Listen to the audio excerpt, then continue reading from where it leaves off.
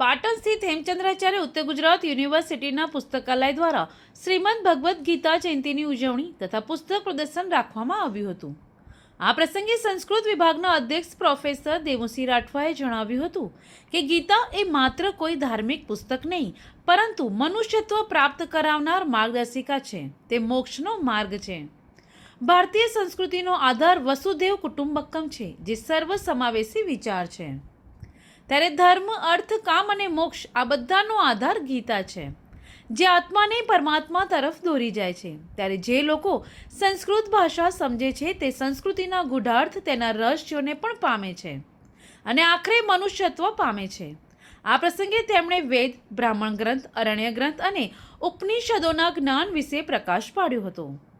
આ કાર્યક્રમમાં ઉપસ્થિત રહેલા યુનિવર્સિટીના કુલસચિવ શ્રી ડોક્ટર રોહિતભાઈ દેસાઈએ વિદ્યાર્થીઓને આજના દિવસનો મહિમા અને ગીતા સંદેશ વિશે માહિતગાર કર્યા હતા। આજે ગીતા જયંતિના દિવસે આપને કંઈક આપવાનો એક પ્રયાસ કર્યો છે અને શ્રી કૃષ્ણ ભગવાને અર્જુનને કુરુક્ષેત્રમાં જે વાત કરેલી અને એને લઈ અને એક તમે ફિલ્મ પણ જોઈ હશે કે જ્યારે પણ જિંદગીમાં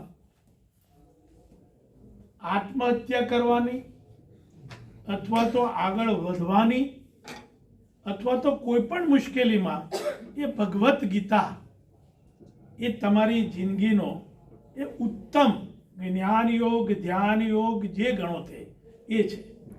ત્યારે વિદ્યાર્થીઓએ તેનો ખાસ અભ્યાસ કરવો રહ્યો। આ પ્રસંગે ગીતા જ્ઞાન આધારિત વિવિધ પુસ્તકોનું નિદર્શન રાખવામાં આવ્યું હતું, જેમાં બોલતી ગીતાનું પુસ્તક પણ રાખવામાં આવ્યું હતું, જે આકર્ષણનું કેન્દ્ર રહ્યું હતું।